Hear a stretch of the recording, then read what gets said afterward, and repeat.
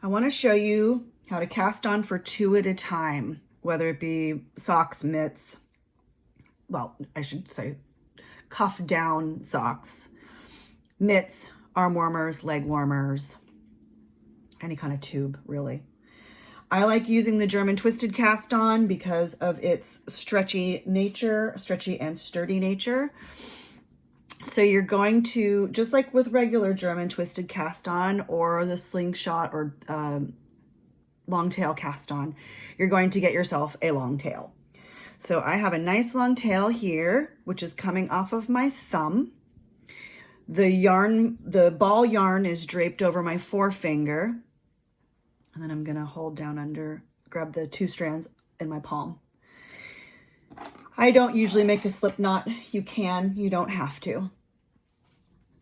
I'm going to come under, put my needle underneath the yarn. I'm gonna hold my forefinger on top of the yarn, and then I'm going to begin my cast on.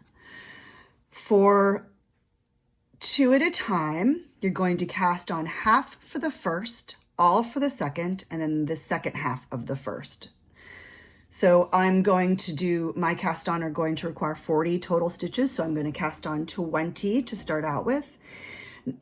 Just like with long tail cast on, try not, even though it's stretchy, try not to stack your stitches super close to each other. Give them a little room to breathe. They don't have to be super wide, but just for good measure, just give them a little bit of space. This extra little loopy loop that German twisted gives you kind of takes care of that. You see they can't get super bunched up to each other, but in general, I like to just kind of think with my hands to be loosey-goosey. No need to be death gripping or, crunching down too hard or pulling too tight. That results in, too tight knitting, and it's dangerous for your hands and forearms and even elbows.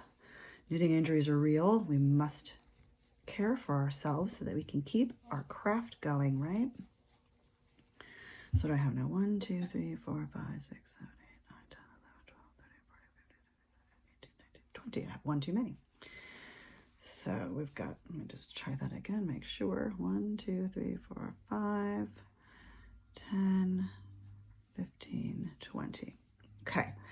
Now, to make things a little bit easier, I'm going to use a different colored yarn so that you can see what ball 2, so what we're doing. So I've cast on the first half for tube 1. I'm going to just get them out of my way. Now I'm going to do the same thing, but I'm going to cast on all of them for tube B. So I'm going to cast on 40 stitches this time.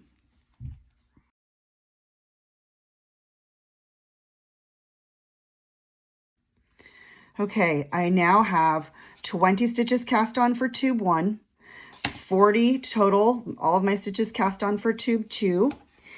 And you see here's tube 2, and here's tube 1. So I've slid them all down. So the stitches are all down on the cable now.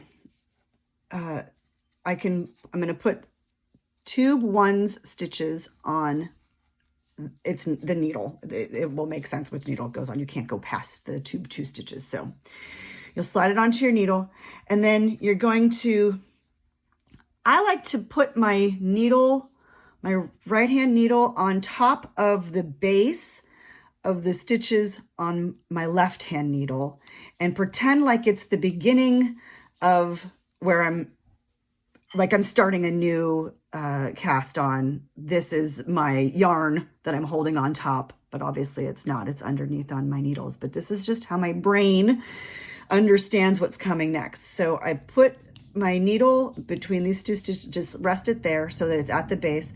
And then you just start your cast on from here. So see how now these stitches are close to each other, it's continuing around. Do you see that? So let's just keep doing this. We've got 2. It's a little funny at first with this cable, so just, try your best to just keep it out of your way. Again, that's why I like to stick my needle on top of the first needle, just to kind of get things positioned in my hand to where they're not flailing all over the place. 1, 2, 3, 4.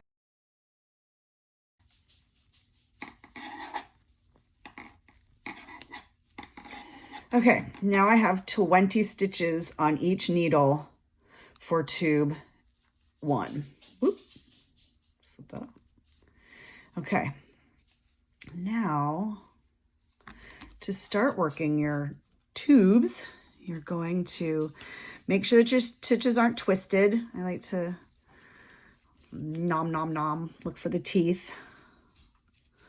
They're all going in the same direction, and then I kind of twist them so they're down. Make sure that I'm not working with my tail yarn and that I actually have my working yarn here.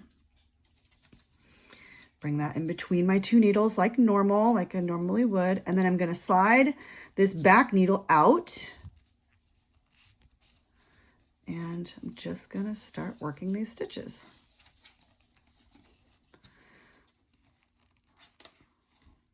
So I'm going to work across these first 20 stitches of tube 1.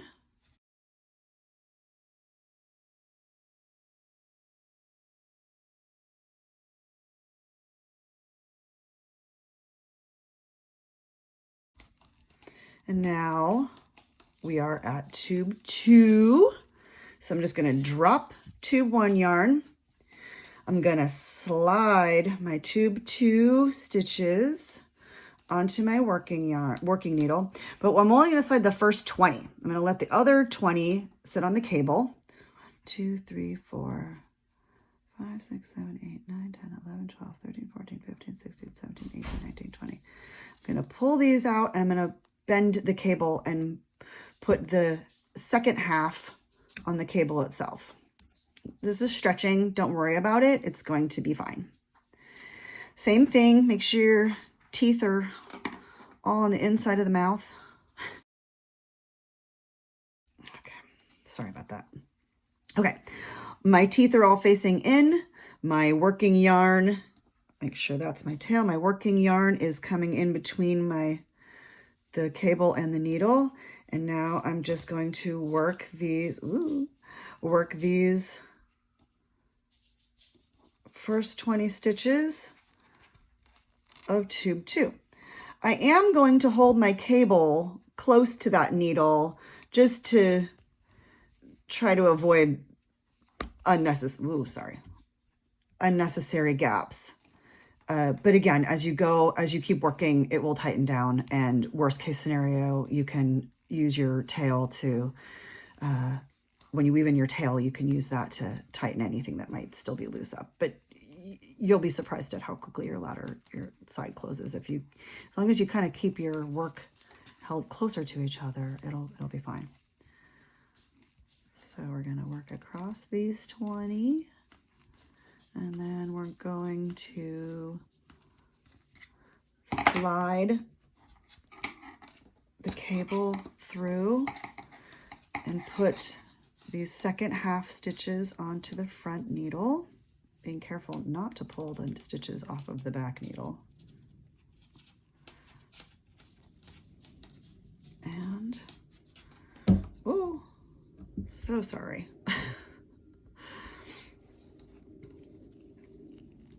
Make sure you're not twisting your stitches when you're working your second half.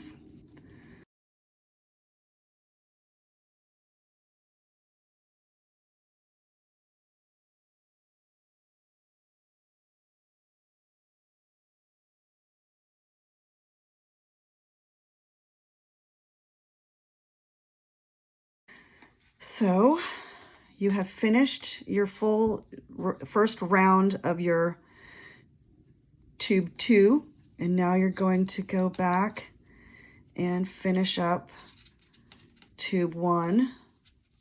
So these are the last 20 stitches, or the second half of the 20 stitches of tube 1.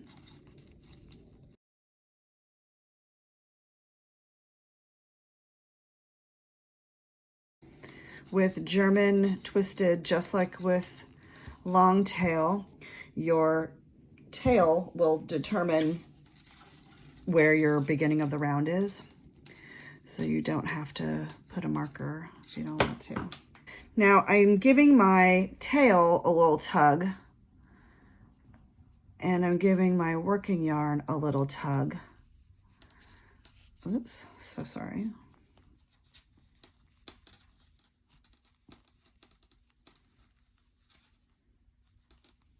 And again, when I go to work this first stitch, get that out of there, I'm going to keep my needles held really close together. See, I'm holding the back one and the front one like as one. When I pull this back needle out, I'm still holding on to the back stitches. This is going to help keeping them from flying out away from each other, creating more of that gap that we don't want happening. So I'll pull that down pretty snug and then just work away.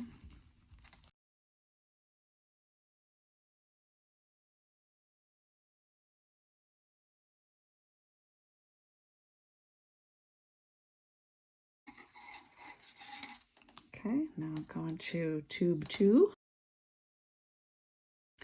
Slide these first half stitches onto the front needle.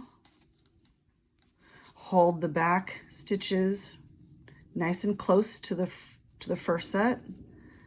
Work that first stitch and give it a nice little tug.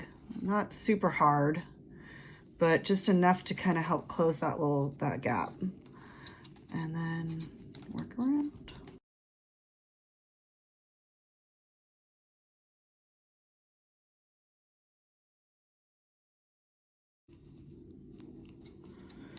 Turn your work. Slide this front needle into this, or the stitches onto the front needle.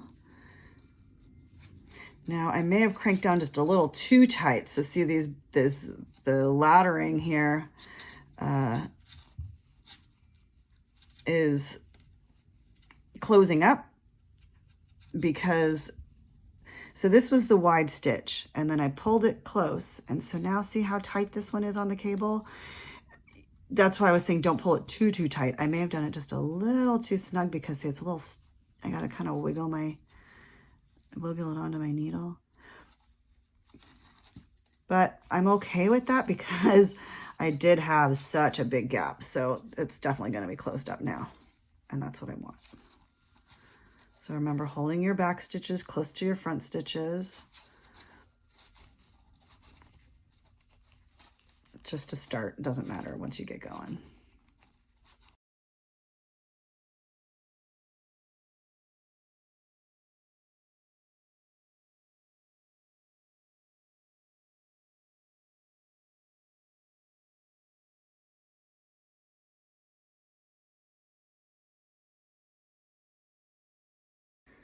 And then I'm just going to show you around one more time to finish up these last tube 1 stitches.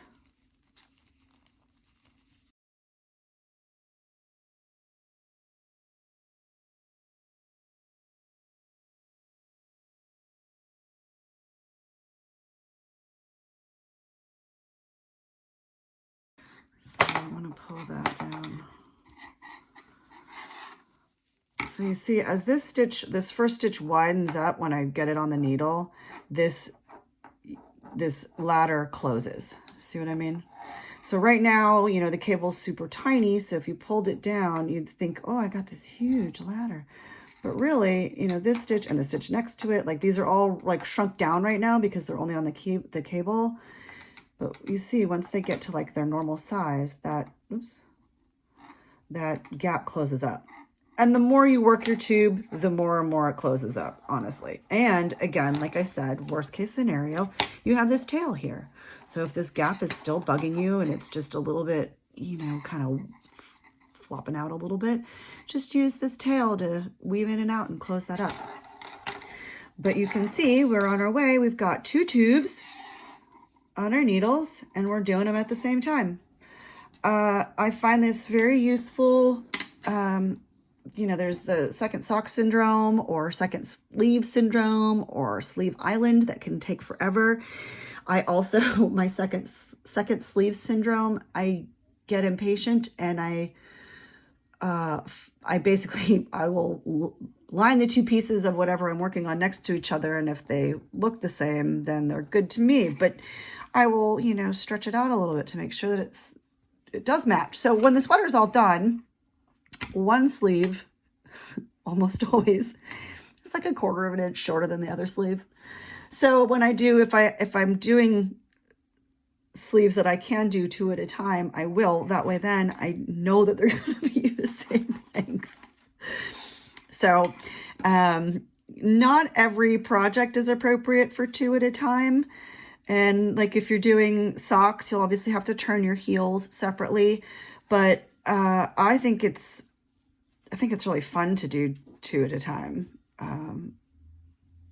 The project just goes quicker. And if you're doing arm warmers, maybe you're doing just kind of a random design on the fly, you don't have to remember or take notes what you did where, what pattern change you did where. You just do it at the same time and that's problem solved.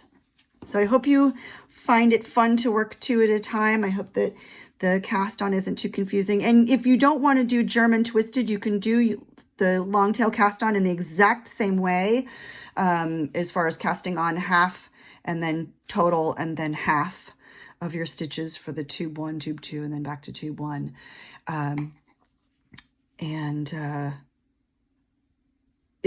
will give a little caution though, if you are a person who likes to do the cable cast on or a knit cast on, you will need to go about it a little bit differently. And I may make a tutorial for it someday, but I was forcing myself to do the cable cast on 2 at a time, and I don't know why. When German twisted gives the same sturdiness and stretchiness, and it's just so much easier. It's not as much of a brain teaser for doing 2 at a time cast on.